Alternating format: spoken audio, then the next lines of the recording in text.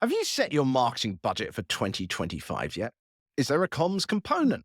Why am I asking? Because we all know the world of business or running an organization today operates in a noisy environment. Advertising is less effective than it was. People are being bombarded with more marketing than ever, and it's only going to get worse. Plus, there always seems to be someone ready to criticize your organization or even damage your own professional reputation these days. So, how do you reach people today? How do you reach them on a deep emotional level, not just for a few seconds? How do you turn them into the most powerful word of mouth marketers you can think of? How do you ensure your side of the story is being heard? The answer is PR and comms, but not the PR you might think of from the past. This isn't about people who push out 1,000 press releases or get you some coverage in some obscure magazine once a month. This is PR for the new era of marketing, one where the practitioners are weaving narratives into people's lives today.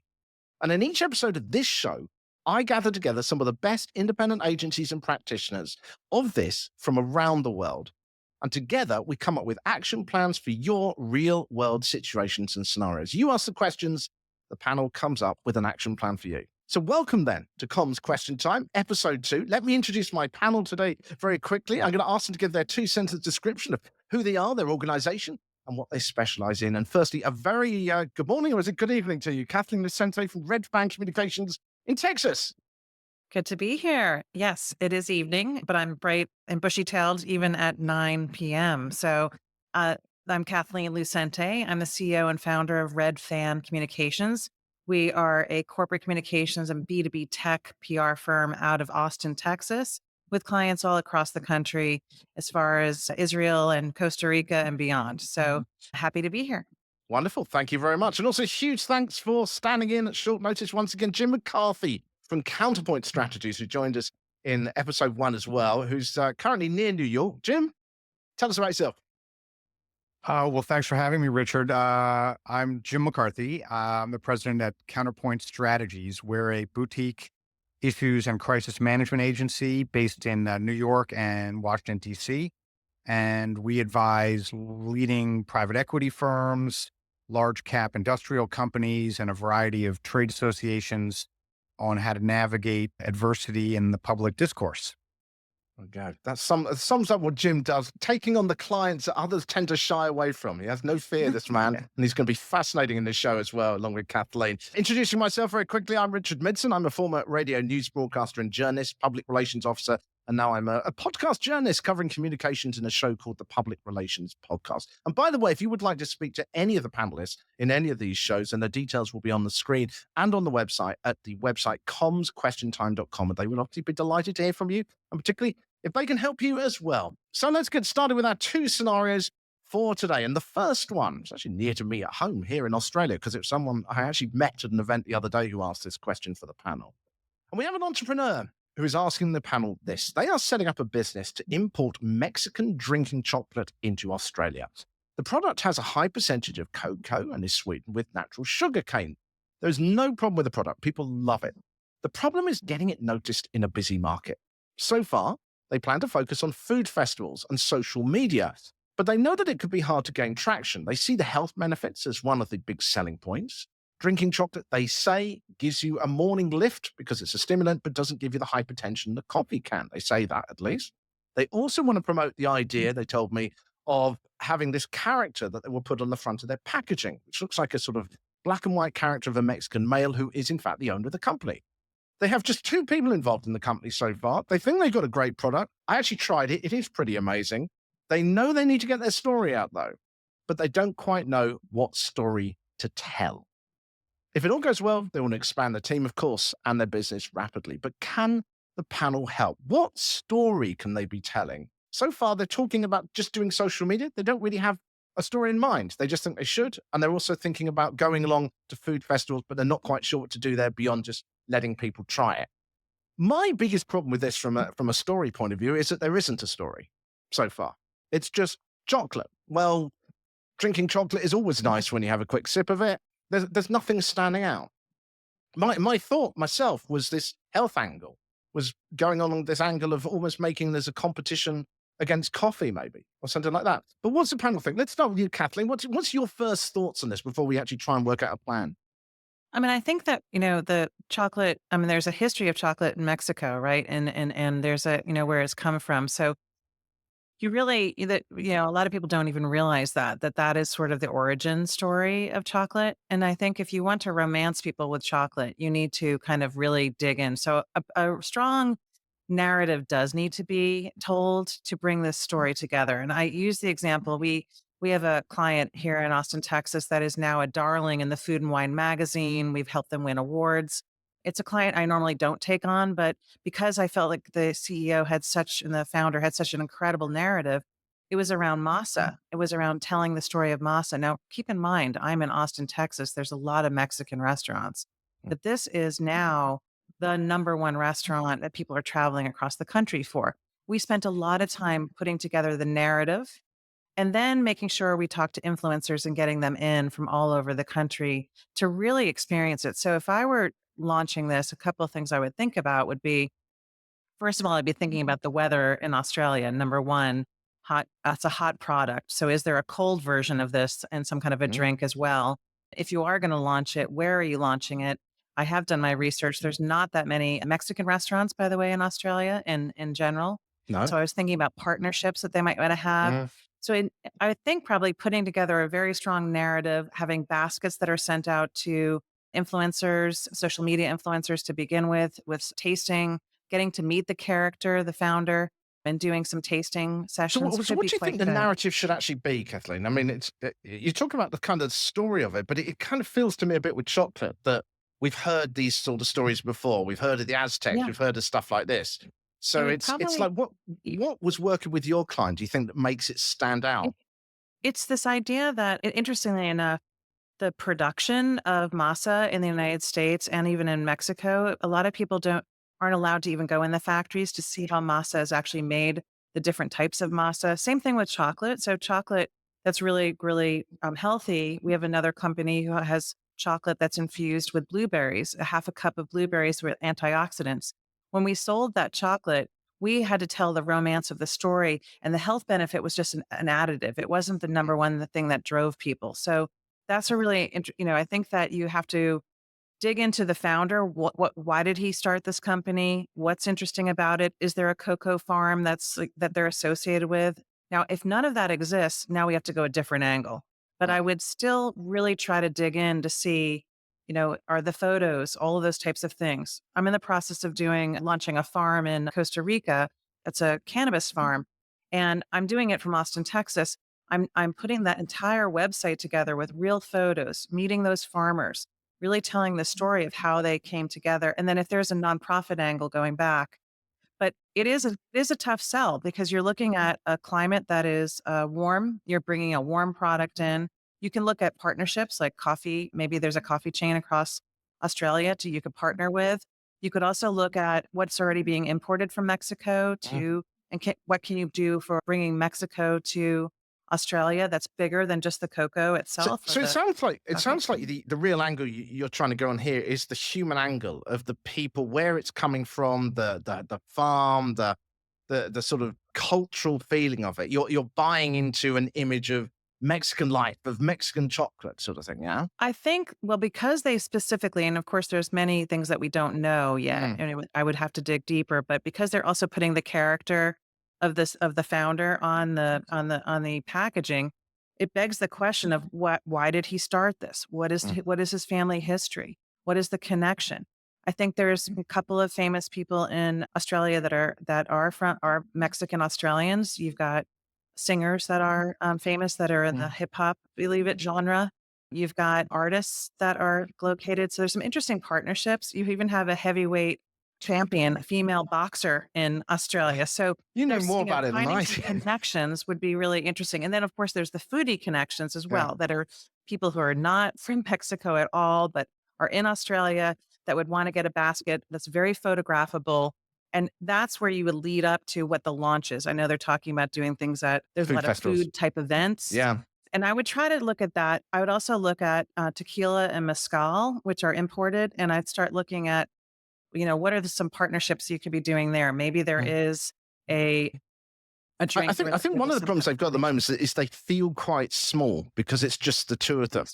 And, Right. it is a very small little enterprise that they've just started going on. And so they don't feel that they've kind of got the clout, and that's kind of trying to grab that attention and giving them something. I mean, let me bring Jim in just so that we can kind Yeah, of go for it. discuss it as a whole. I mean, what's your first thoughts on the story, on the narrative? I think this Well, and humanizing thing's quite good. it is, although I'm a little troubled about the idea that they're orienting it around the founder, CEO, and I've seen a lot of companies try to do that, and often it gets tied up in that person's own self-regard and their image, maybe even their ego a little bit, and that can that can kind of wrench what ought to be a branding, glamorizing enterprise into a Mhm. personalized vanity. So you're saying, how Eh, marketable is that person? Are they Right. relatable? Are that's they right. Yeah. authentic? Do they come Oh, across well? Yeah, yeah. right. Yeah. And it doesn't always work. Sometimes it does, but it doesn't always work. It comes with a lot of risks. But I do think the idea of crafting an origin story is hugely important. Mhm. Although a really critical ingredient, I think, is the idea of glamour. There's a communicator I think about a lot in these kinds of things named Virginia Postrel, Postrel, very deep philosophical thinker. She wrote a great book called The Power of Glamour, Longing, and the Art of Visual Persuasion.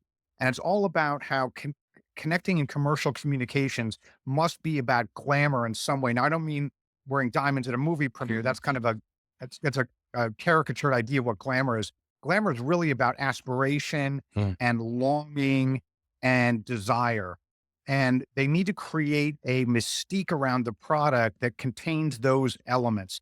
A lot of that has to be visually appealing. Sometimes that means it should be beautiful or aspirational. Mm. I mean, the first thing I would tell them is, craft the narrative. What is the nature of this product? To my ears, it sounds sophisticated. It sounds cosmopolitan. It Mm. sounds like something aristocratic people in Mexico might do in the morning when they have their coffee, or even French people, I In think, take French. chocolate as a beverage in the Mm. morning. Tap into those ideas and create a story about why and how and for how long people have been using the beverage in that milieu. And then, Sorry, Kathleen, were you just going to say something on that last No, point? I agree with him. I think there's something really interesting. We had a chocolate company that came to us, and their chocolates were sumptuous. They were gorgeous. And I think I mentioned to you, people were paying, they had ganache in the center of them.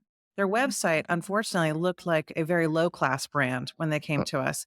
mm. And we said to them, we actually had experts come in. We did a full brand positioning. We came up with all the different language, like kind of what you're talking about.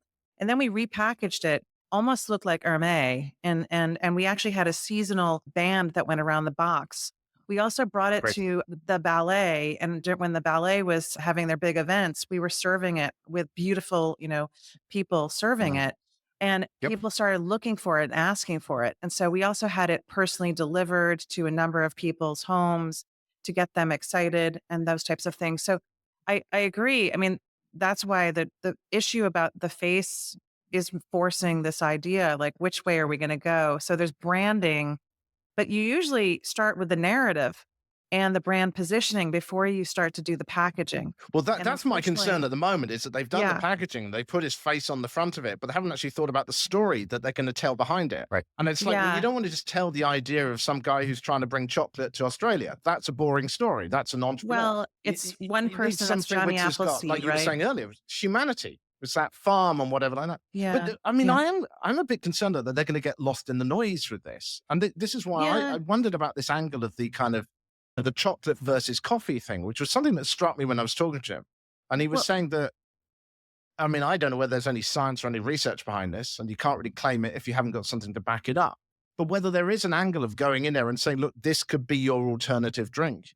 And maybe that would appeal to your daytime TVs, your fluffy it magazine type stories.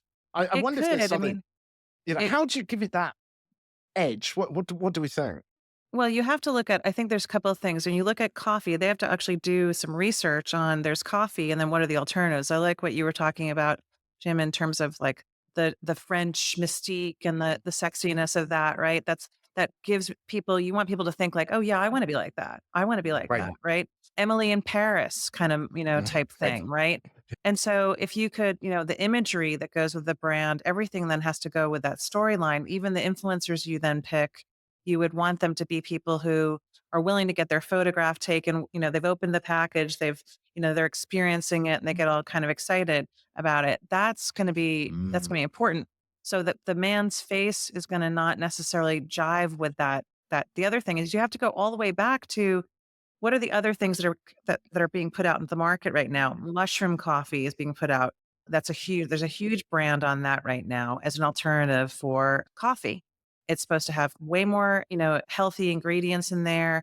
And the other one is matcha with also mushrooms infused in it. This is actually taking the market by, people are going wild over this. That's a healthy push, not a sexy push, just FYI. It's more of a crunchy, you're going to be a hipster, but not sophisticated. Yeah. So Okay. they've got to be clear on their story. I think in a way, that's the very first thing they've got to do, isn't it? They've Yeah. got to decide which And story it create is and and stick create with it. and create an actual narrative. It could be Mm. a written prose story, or guess what? It could be a graphic novel, is kind of what I'm imagining. Mm. There's a beautiful graphic novel that just came out about Empress Carlotta of Mexico. Gorgeous drawings with the French Claire style. And Beautiful. it's a beautiful story, really visually engaging. And I've seen two different campaigns in just the last year use graphic novel to engage in issues. One was about very dry economic subject, about FDR's policies during the years after the Great Depression. And you couldn't think of a more dull topic. And yet in graphic novel form, the book is called The Forgotten Man by Amity Shlaes. It is so gripping and engaging, and it was released in serialized form on social media. So people got involved in the story, followed it, it gathered a center of gravity. Mm. And then a publication I work with called Pluribus just did a terrific graphic novel about Frederick Douglass and the origins of the free speech movement in the Civil War and the years of Reconstruction after slavery. Again, super dry historical topic, but in graphic novel format, it's like candy. But this is like the whole Hamilton. I saw Hamilton for the first time the other day, and I was Exactly. absolutely blown. I mean, I'm not suggesting that they set up their own musical just to I promote love some that. chocolate, but it's that point, isn't it? It's telling the Well, human story They behind need a the dry right. thing. It could be the definitely. history of it. It could be why it's sophisticated. It could be distinctive people who have taken chocolate beverage in the morning throughout history. There's all kinds of ways you can create little stories, but they need to sit down, spend time, and write that narrative and then compose it. They could also use photography too. If you got a really top-notch photographer and said, I want to infuse the idea of glamour into the way people are and longing and desire into the way people are using this beverage, that's a whole great theme for a photographic series. So they've got to construct that first. And I've got some ideas on how to boost the marketing, but the story must come before all else. I was going to say, so let's talk about that marketing bit. So let's say they've come up with a story now. How are they going to get it out there? Kathleen, you said about influencers in particular. Well, I mean, I think also they have to have a business plan, right? So we want to Yeah. know what's the business plan? How much are they able to produce? Are they, is the goal to be in, supermarkets? Is the goal to be, they said originally being in sort of farm stands and sort of, but there are some more highbrow. If we start to go back to the narrative, we start to think, is that really the right place to be? Mm. Because that kind of does not match Yeah. anymore, right? So now you have to say, okay, well, what are the right partners, and who can help give us the reach. And so that's another, thing. There should be, some incredible marketing around maybe that they create sort of their own cafe in the middle of a city. And they actually have sort of it's a pop-up cafe Yeah. where, all sorts of elegant people are sitting around drinking chocolate. It may be mapping to some interesting stories with the marketing that you were just talking about. So like this, this is kind of where you have to capture that image and get people saying, "Oh, I want to be like that." Sort of Mm. thinking about, you have to think about which cities are you going to launch in. I mean, they have 2 employees, right? So Yeah. they So have far, to yeah. have partners, right? They're going to have some level of a partnership, and there could be a coffee partner that is looking for an excuse Mm. to, have maybe it's a takeover, type Mm. thing where they already have a following and they'll take some money out of the lead, but they're willing to start carrying the product after that and create that kind of spark. Yeah, but to create the narrative and get that story going. Jim, how do you think it should market? I love Kathleen's idea of incubating within a larger beverage company. I think that's really cool. And you see a lot of clothing retailers doing that, where specific designers will do a line within, say, Brooks Brothers or J Presses, existing overarching brands. So I think that's got a lot of merit and probably turbo boost them. But it's also making me think of an event we did some years ago for, you'll like this, Richard, for the first genetically modified food, which was the Flavor Savor tomato. And as you can imagine, people were a little leery of it. It was a startup brand. And so what we did was we set up chefs at the U.S. Capitol building in Washington, D.C., and had them serve all kinds of different tomato recipes to congressional staffers. But the good part, the deep comms insight here is that these are the most intelligent, best looking, cream of the crop young people in America with, Colgate smiles and Benetton diversity.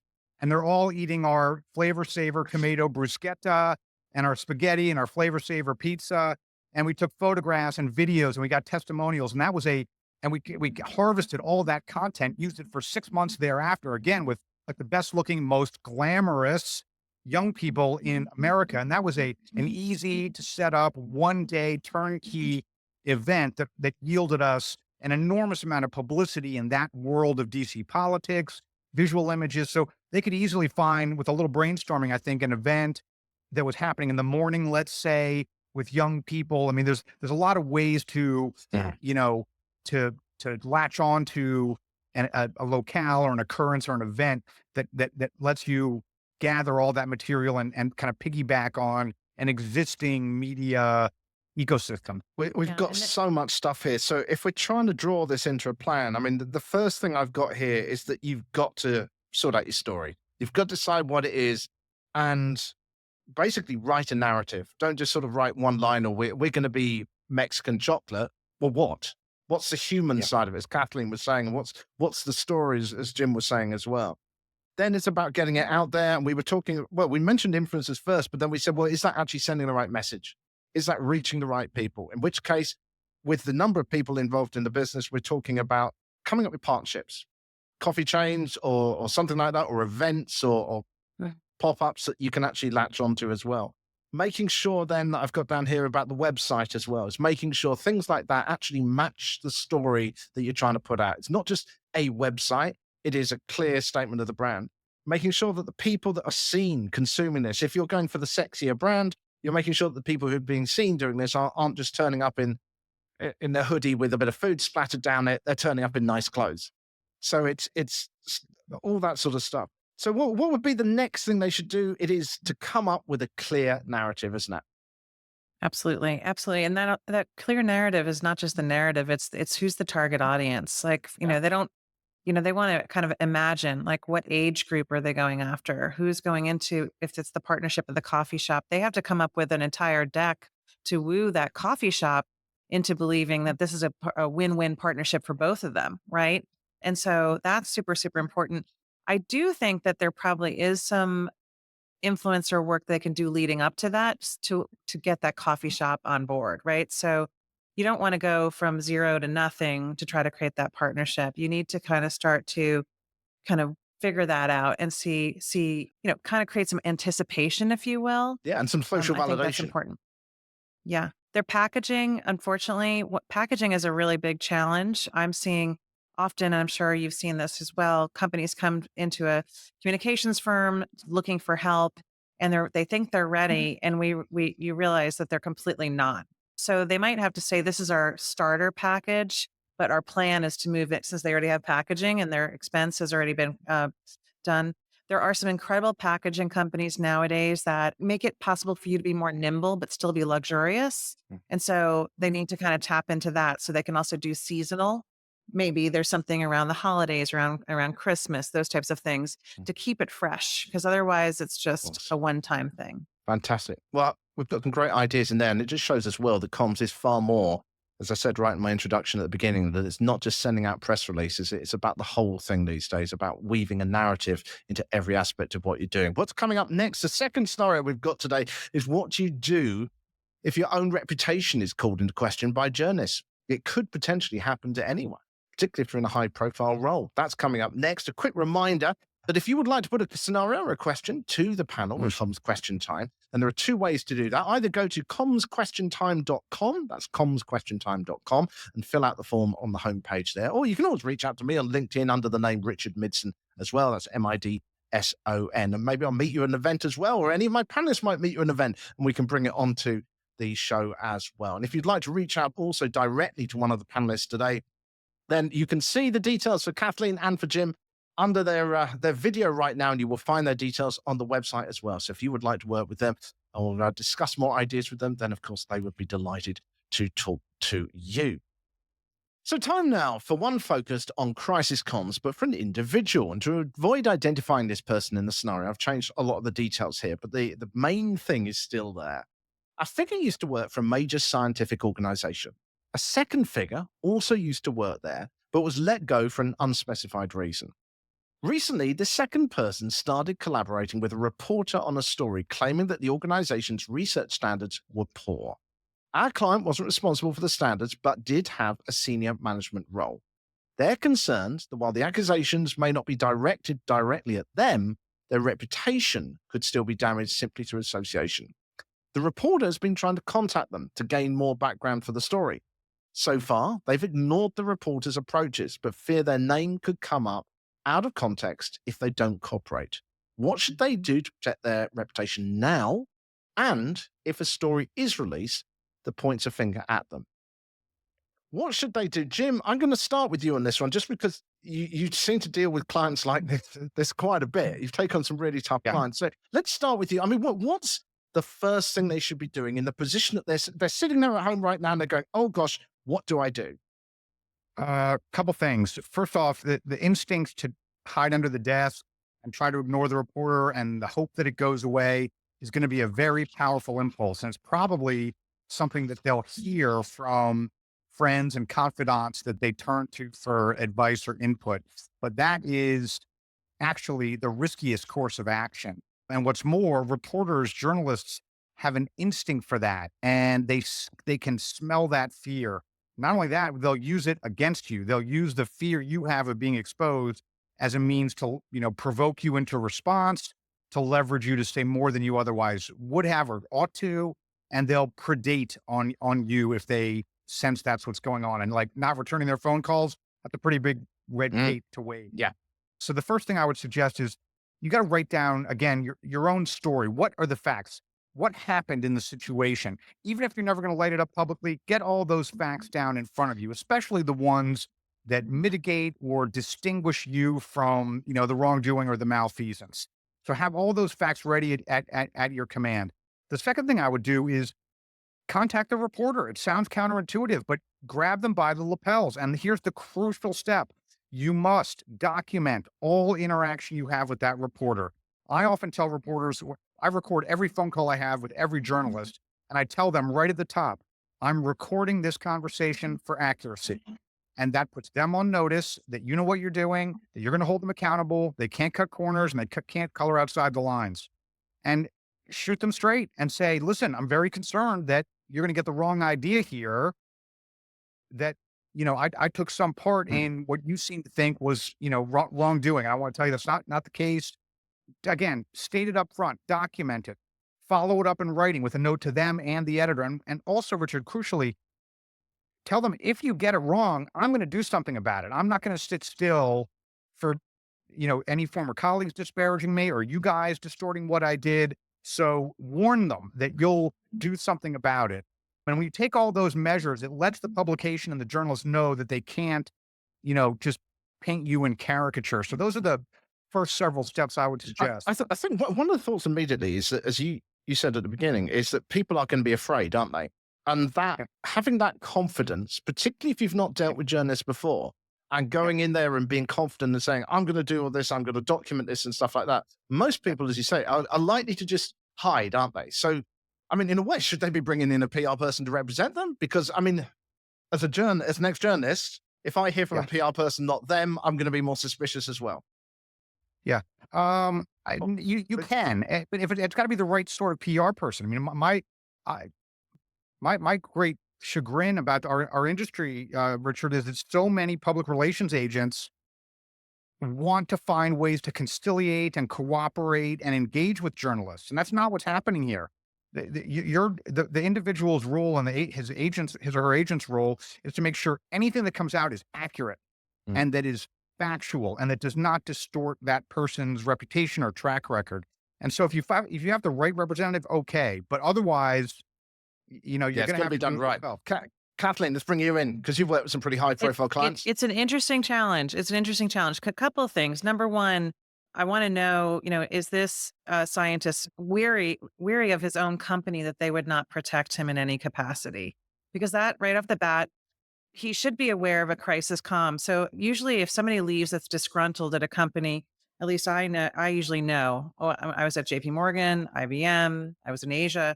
I always knew because I created a very strong relationship with the head of HR and all the right people. So I would know if there was somebody who was kind of messing around.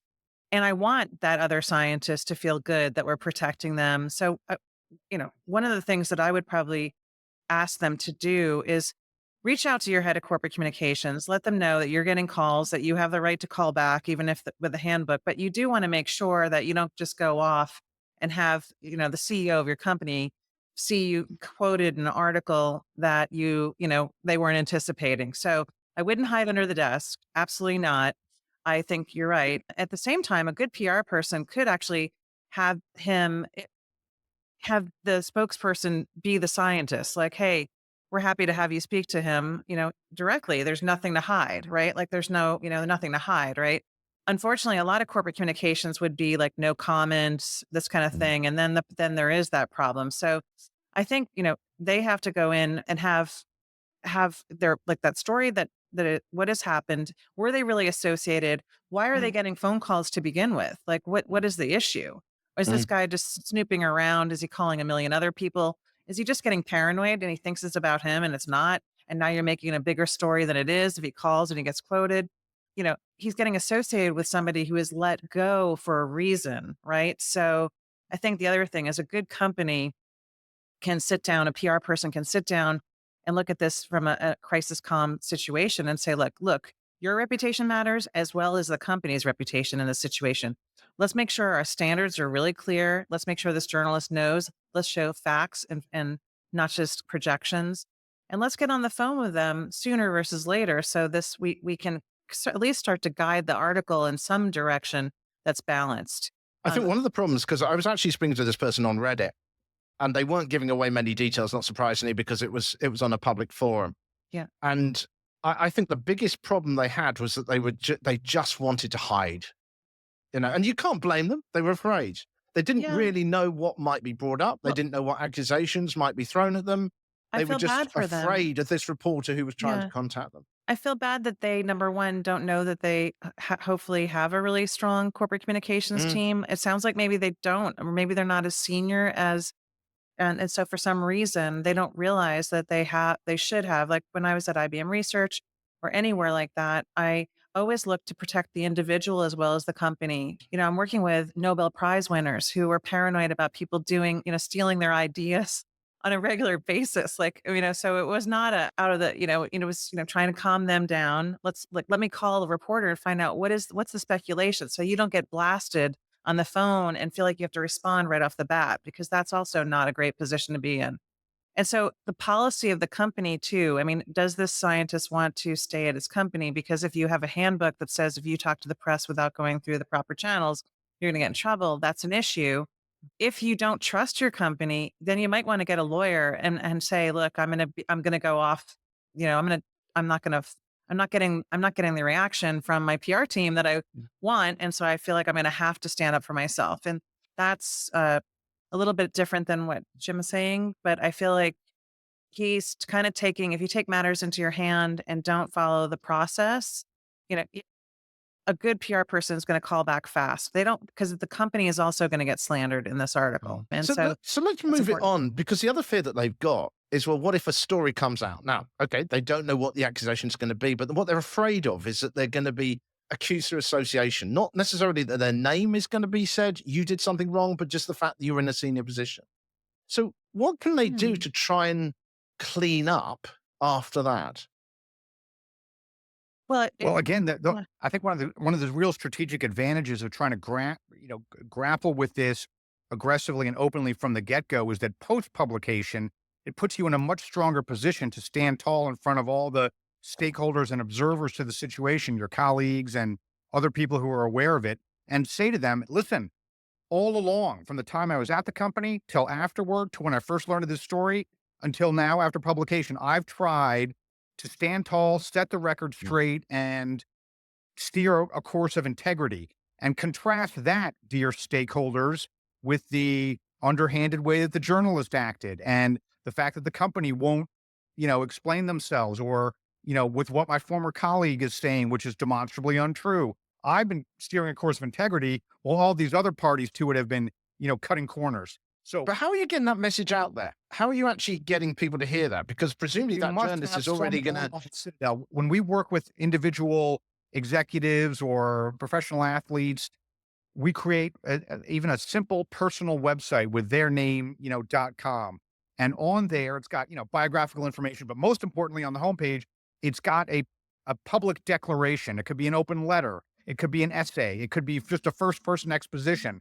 Situations arisen. I want to address it. Here's what I did. And you create that narrative about how you conducted yourself during the, period at issue. And Mm. since it came to scrutiny by the press, then social media, you must take that material. And when the article appears, the publication is going to put it on social media. You put your reply right under there.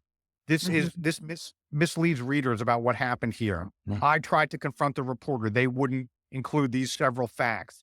That's where you place, and the reporter themselves is on their own personal social media is also going to be saying, "Oh, hey, look at my snazzy news story."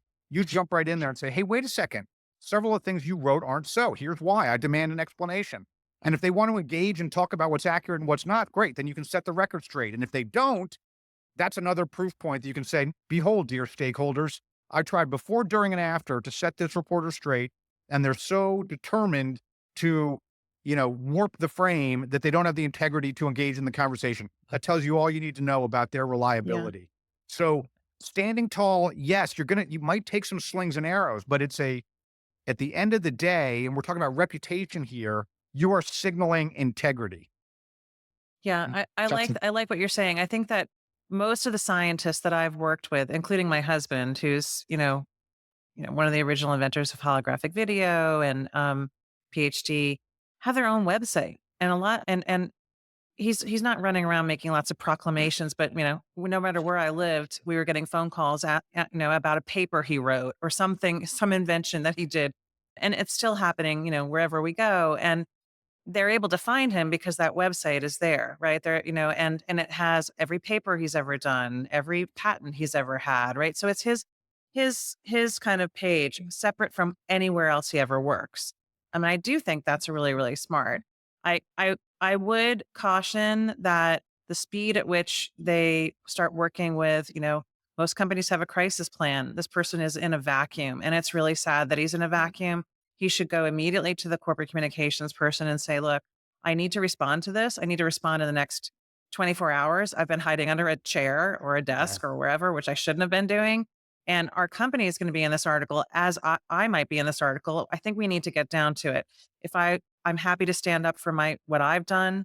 I'm happy to be a spokesperson with your guidance as well, like right together. So we're able to say, here's someone who works at the company and has worked here years and sees no issue with the way we've been conducting business. And I think that's key. Also, if he wants to stay at the company, that's the Mm. way to go. If he doesn't want to stay at the company, he can call the reporter directly, and he may get scolded, which would be unfortunate.